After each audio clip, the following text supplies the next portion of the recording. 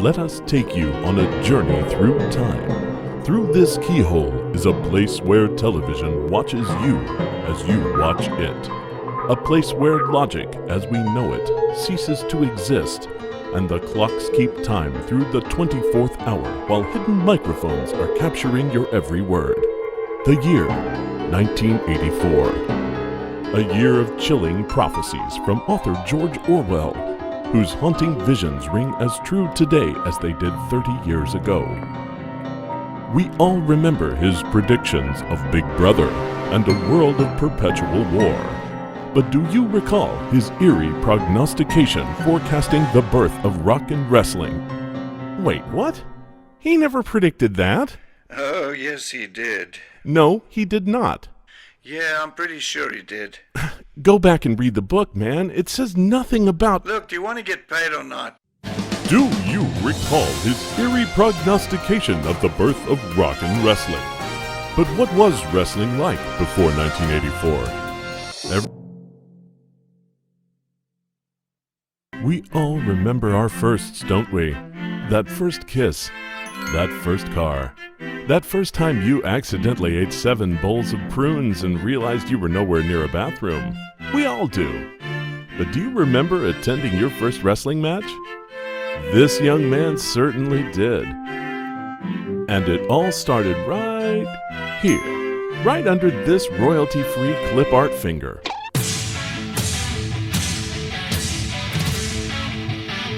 There were many delightful people who witnessed the birth of rock and wrestling. We should meet a few of them before I change my mind. I owned and operated the Global Wrestling Federation, which at the time was the third largest pro wrestling federation in the early 1990s for about 2.5 years.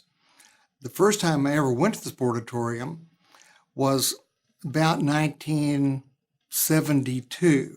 And it's interesting, I was in college at the time, and frankly, I was frightened, and we ended up not going in. It was kind of in a rough part of town, and it was so rough, we decided not to go in.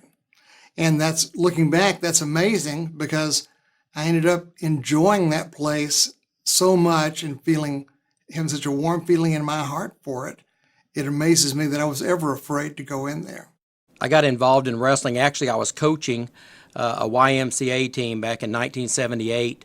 Was coaching up in Denton, Texas, and after one of the matches, I was helping out one of the kids there at the event. And it turns out I got a call from Fritz von Erich, and the kid I had helped was Kerry von Erich. So Fritz asked me to be their private coach. I started coaching them. By 79, I was actually refereeing, the youngest referee to ever be in the at that time, the National Wrestling Alliance. I stayed in the wrestling business up until 1988. I moved here to Dallas full-time at the end of 1981, and sometime mid-82 I started working for Fritz. My brother Kenny took over the book here in Dallas, and I started working for Fritz in the wrestling business in about mid-82. Johnny Mantell called me. You know, we was just talking about Johnny. He said, man, Texas is hurting. They looking for a young black. He said, you still hungry? I said, I'm starving like Marvin. You know what I'm saying? I need that money, man. He said, what you weigh? I said, I'm 225 ripped. You know, can do anything. He said, you wrestle like you did in Portland? I say, twice is better, dog. Twice is good. He said, man, the Freebirds are here and this place is on fire. They selling out everywhere they go, man. He said, we got everything but a young black. Like Mama says, it bees that way sometime. Have mercy. Well, I tell you what, if it bees that way sometime, come on up here, and what we give you, you won't forget that. But we're going to focus our little documentary on the 3 creators. So let's meet our 3 handsome songwriters. And here they are. Number 1, Mr. Michael Hayes. Michael was born in Pensacola, Florida, and... Hey, wait a minute. I thought Michael was from Bad Street, Atlanta, GA. You know, the baddest street in the whole USA. Anyway, during his illustrious wrestling career, Michael was known as Lord Michael Hayes, Dok Hendrix, Freebird Michael Hayes, Screaming Eagle, for some weird reason, and Michael P.S. Hayes. Trivia question. What does the PS stand for? Is it A, potato salad, B, potassium sulfate, or C, pooper scooper? If you guessed B, potassium sulfate, you either believe Michael was given the nickname of a non-flammable white crystalline salt which is soluble in water, or you're a complete idiot. The correct answer is purely sexy. And as talented as Michael was inside the squared circle, he was even more gifted outside. As the mouthpiece of the Fabulous Freebirds, it was Michael's responsibility to know how to turn a clever phrase. And we also know how to drive a car. Am I correct there? Oh, you kidding, yeah? We know how to drive a car. And we all gonna be on the seat of our toes because we're gonna be watching two women get it on. Wrestling happens to be the second oldest sport since Earth has been found. Right now, this area has the biggest influxation of top name wrestlers.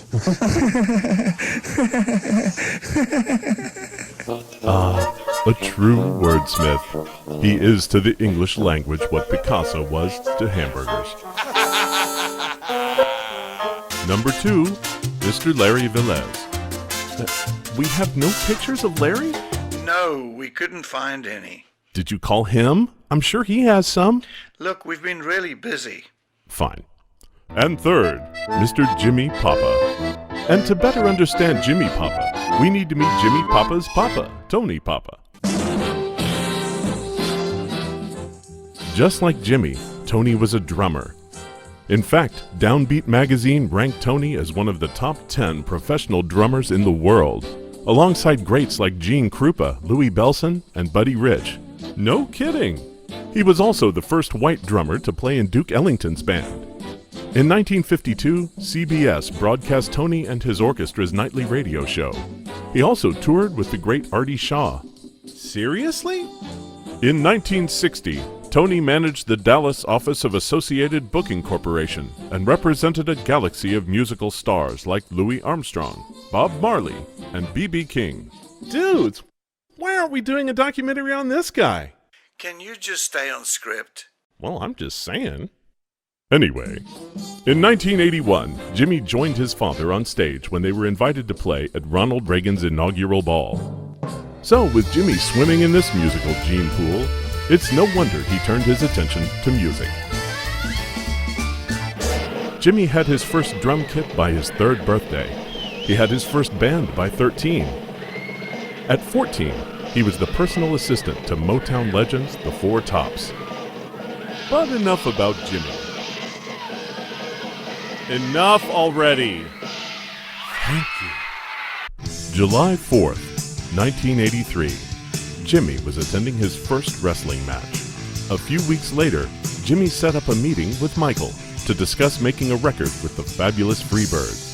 And now, story time with Jimmy. The quintessential story is probably when I met the Freebirds for the first time. I went over to have a meeting with Michael Hayes. Me and Michael talked for a couple hours at the pool. Then we went inside. That's when the fun started. And then all of a sudden, Terry Gordy walks in. The next thing, Buddy comes through the door. Well, that's like a 3-ring circus immediately. And they said, "You got any plans tonight?" They said, "Well, we don't have a ride to the town, Gilmer, Texas." So we got over to my house, and Buddy looks at it and he goes, "Looks like my 3 sons." I said, "My drums are in there if you want to look at them." And they're like, "Hey, there's no way you can play these things for us, is there?" And they picked a Leonard Skinner song, and I played that. They asked me to do another one. I did another Skinner song, and they were asking me to do another. And I said, "Hey, how far is this town?" They're like, "An hour and a half." It was like 7 o'clock, and the show started at 8. Jeez. We move down the stairs and jump in the van, and it was very surreal because I was just watching these guys on TV. Now these guys are in my van, which was interesting. And this has been Story Time with Jimmy. It was here at Jimmy's house where Michael and Jimmy wrote their first hit song, Bad Street USA, and Rockin' Wrestling was born. The song was recorded in one take and sold over 55,000 singles, a fairly amazing feat considering they were all sold through mail order. And thanks to MTV, every hit song needed a hit video to promote it. Remember when MTV was actually music television instead of just shows about pregnant teenagers? Remember that? Yeah, me neither. So, Jimmy raised $50,000, and soon plans were made to create wrestling's first music video. Jimmy had put out some promotional material. We wanted the baddest looking guys on the planet to show up at the club that night. We were going to choose 20 to 30 people to be in this video. And I'm going to tell you, when I got there, it was nothing like I expected. If you showed up at the club that night and you didn't know what was going on, you would not have stayed. You would have been scared for your life and you would have ran. Because we had guys with 3-foot mohawks, we had guys tattooed from head to toe, bikers, fighters.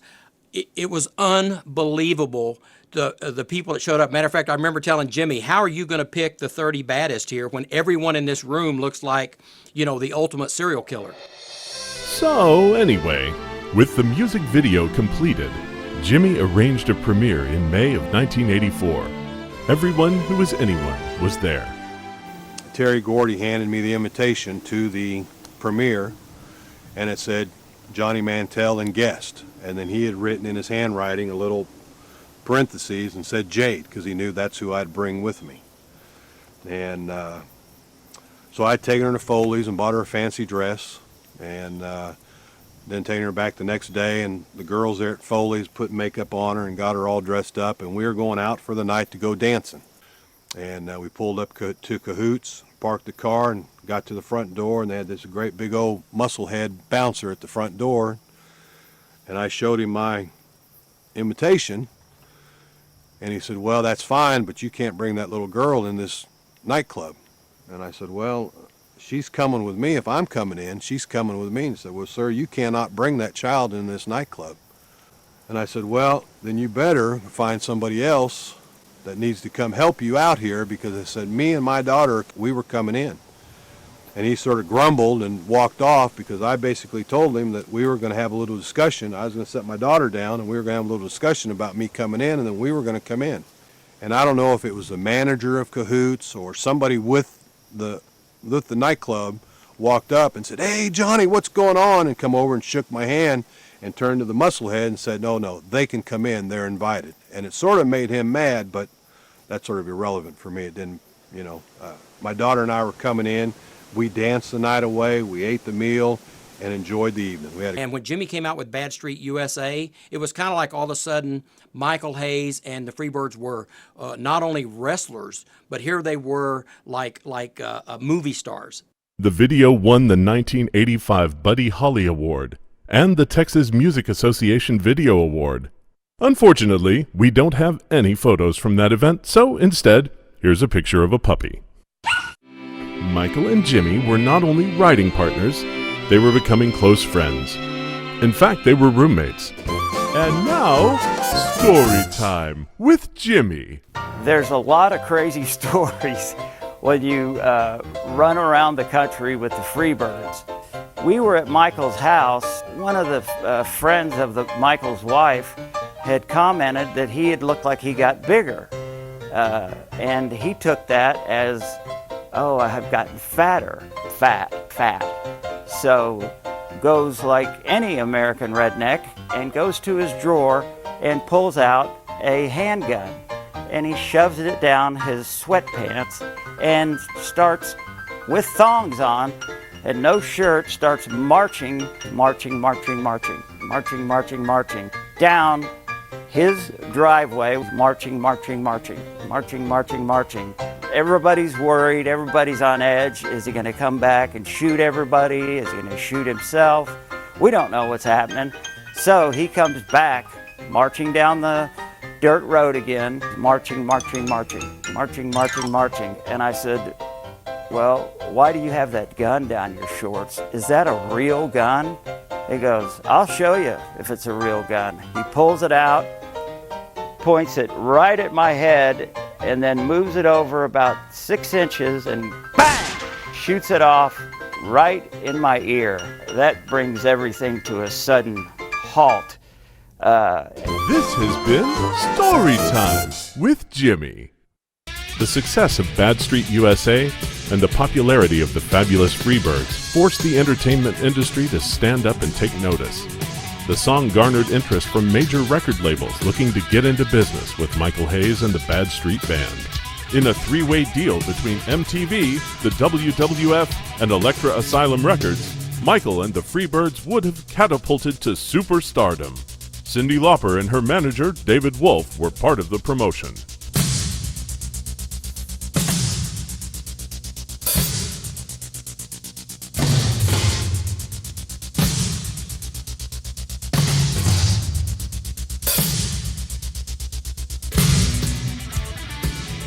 The contracts were drawn and the wheels were in motion. Only one person needs to sign it. Okay. Any one of us could have signed it. Okay. Nothing could possibly go wrong. Go wrong. Go wrong. Go wrong. Go wrong. Go wrong.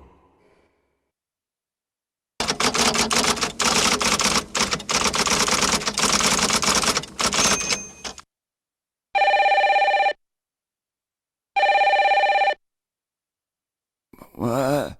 Jimmy, me and Bam Bam and Buddy have talked, and we're leaving the WWF. What? The WWF isn't treating us like the superstars that we are. What? A piece of Jimmy died that day. The piece that held his wallet.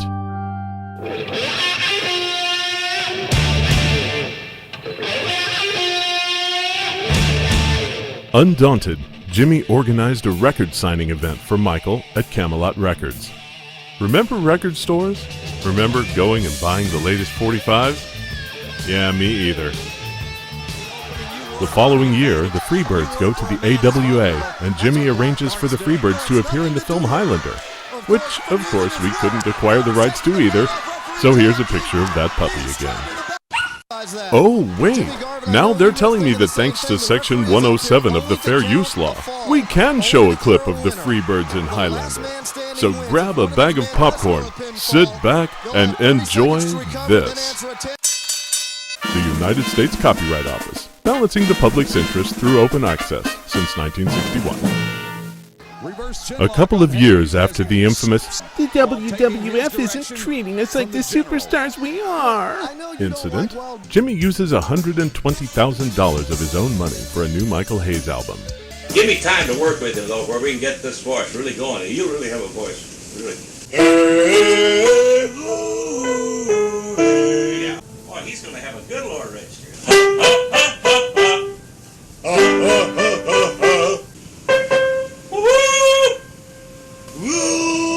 That's good.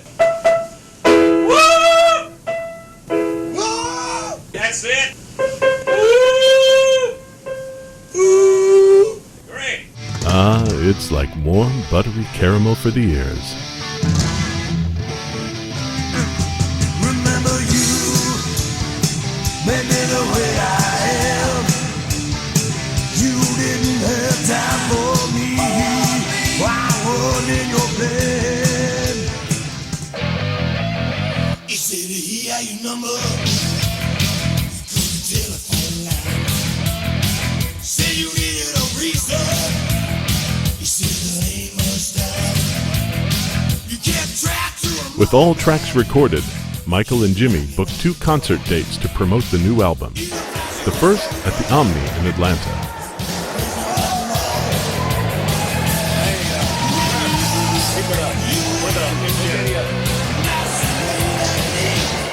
Hi, Mom. Hi, Mom. Hi. Hey, Mom.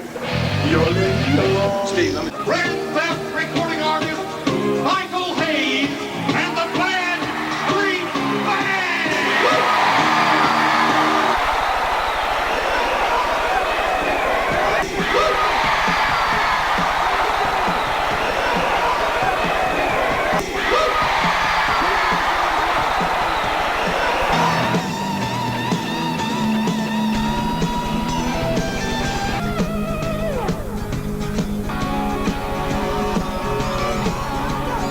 second concert at the home of the Freebird Von Erich rivalry, the Sportatorium in Dallas, Texas.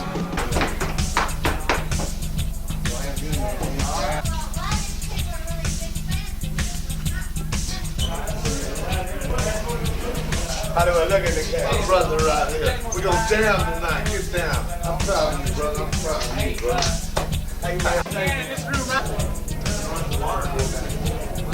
Wherever you gotta be. Come on.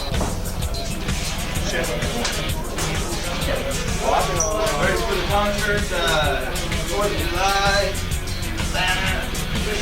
Take it.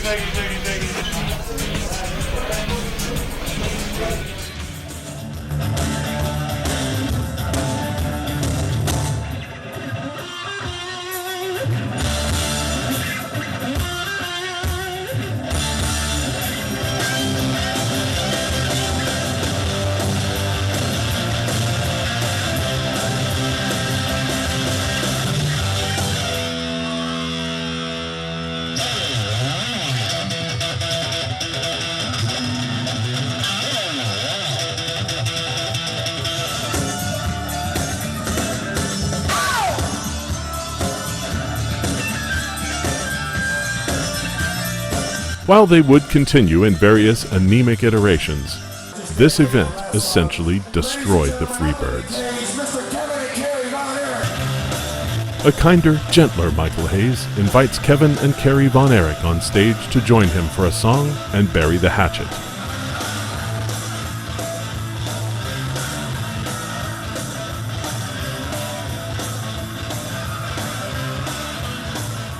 The moment you are about to witness shattered one of wrestling's great rivalries. I think what really upset Buddy Roberts was they was brothers, Buddy and Michael Hayes, and he got upset when he invited the Von Erichs, and you know, we had been fighting them boys anyway, you know what I'm saying? And he said, well, why would he invite them before he invited his own brother? He said, Iceman, the hell with this. And he pushed Buddy. So when he did that, I'm standing on the other side. He didn't see me, so I saw a chance to give him a cheap shot, so I gave it to his ass. He had it coming. And like I told him, you know, when he was laying down there, like Mama says, it bees that way sometime. Now mercy.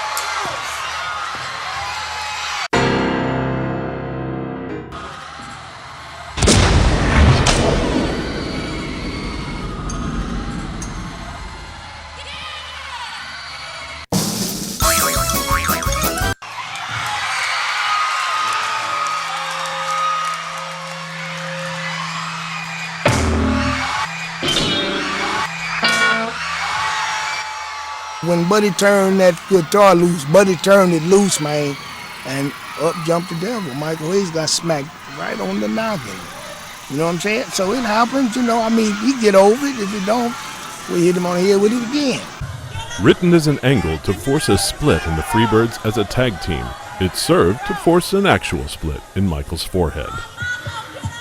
It takes him a full 5.5 minutes to get to his feet, and only with assistance from Kevin and Kerry Von Erich.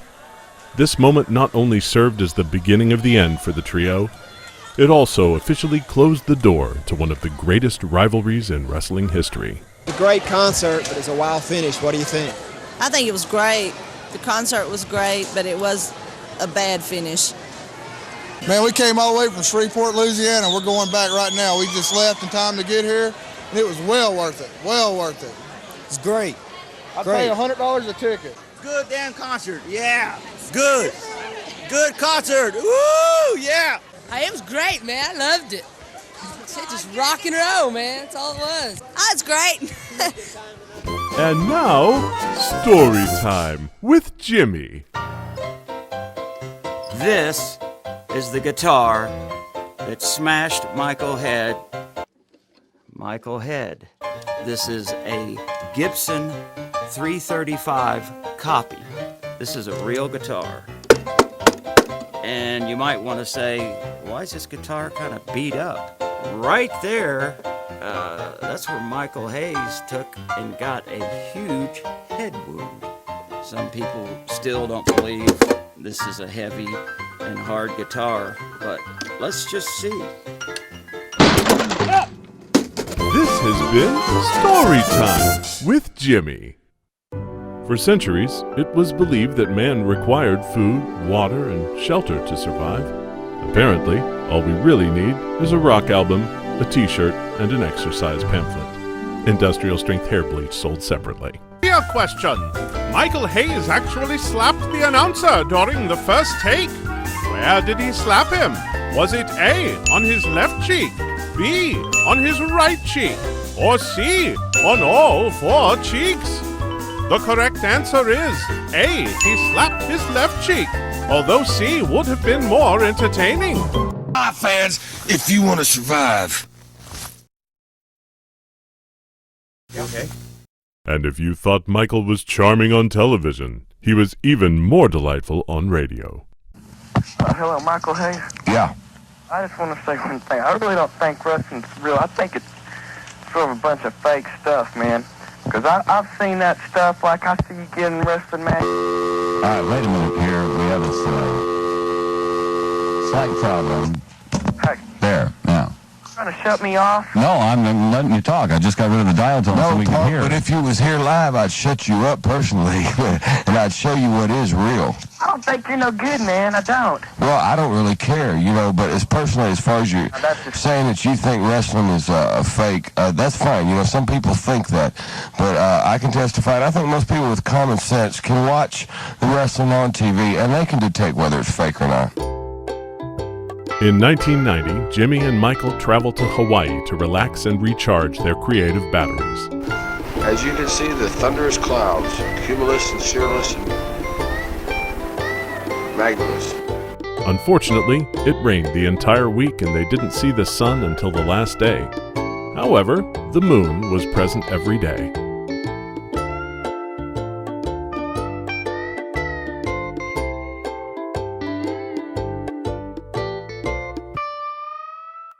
Michael and Jimmy got together on their final collaboration, an album dedicated to entrance music for other wrestling superstars, such as Sting, Cactus Jack, Ravishing Rick Rude, and Jake the Snake Roberts, just to name a few. Michael even stepped behind the microphone once again to record a new Freebird anthem. You can't change me, no, not never. It's something that you just can't take.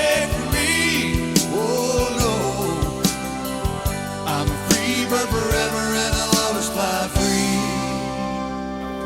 Play back? You don't want to hear that one? Word up, dude.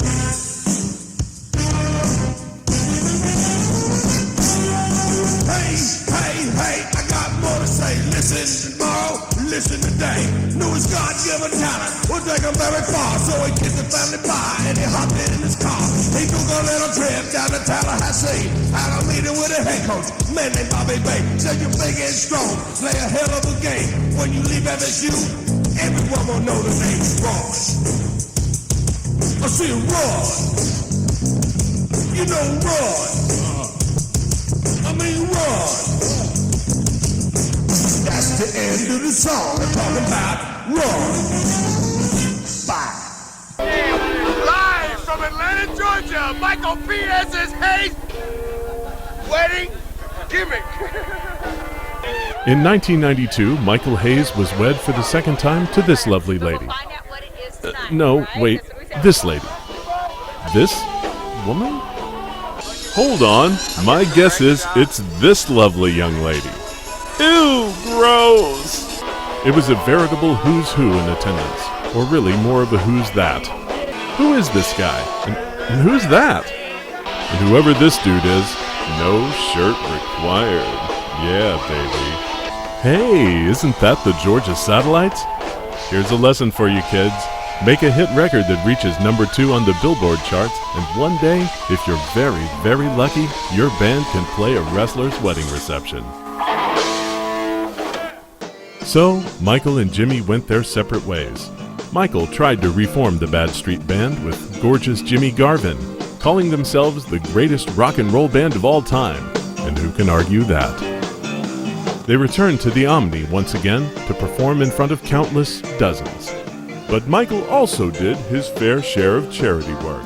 In the early 90s, that's when I really personally encountered the Freebirds.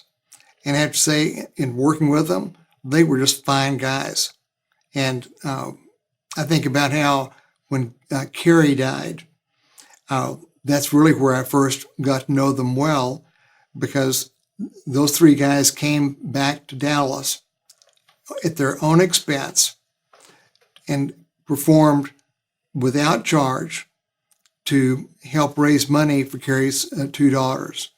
And I thought that was just the ultimate in terms of doing the right thing. And whatever happened to Larry Velez? We don't know. Seriously, you don't know? Why didn't you call him for this documentary? Look, we've been really busy. Unbelievable. Unbelievable. And what about Jimmy Papa? He continues to sell authentic Bad Street products and gear to fans of the song that started it all, Bad Street USA.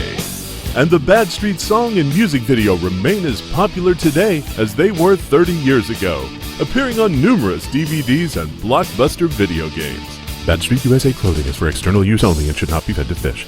Do not iron Bad Street clothing while wearing. Bad Street USA clothing is illegal in Utah and New Mexico and is only allowed to be worn on weekends in Canada. Bad Street USA clothing is dry clean only. Do not dry clean Bad Street USA clothing. Final thoughts on Michael Hayes. Michael Hayes,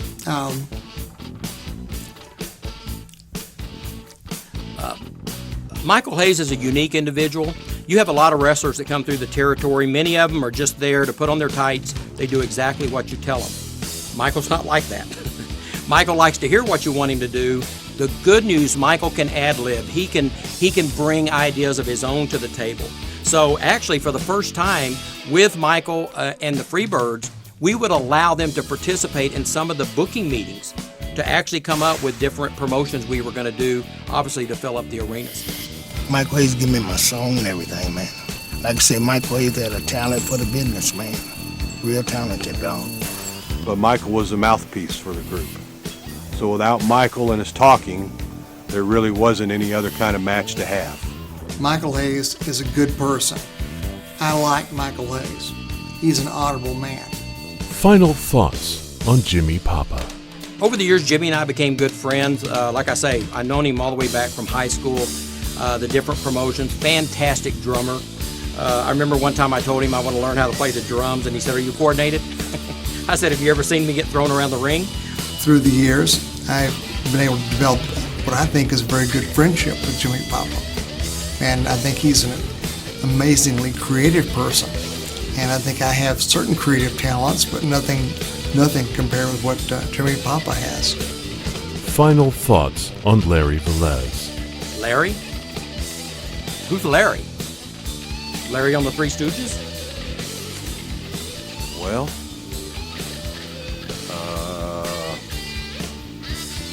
That's what I'm saying. I never heard of Larry. Who in the is Larry?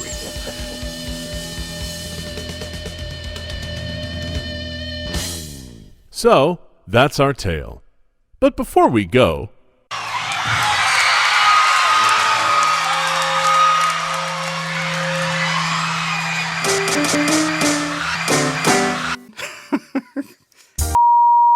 Jimmy, this is Larry. Where you at, man?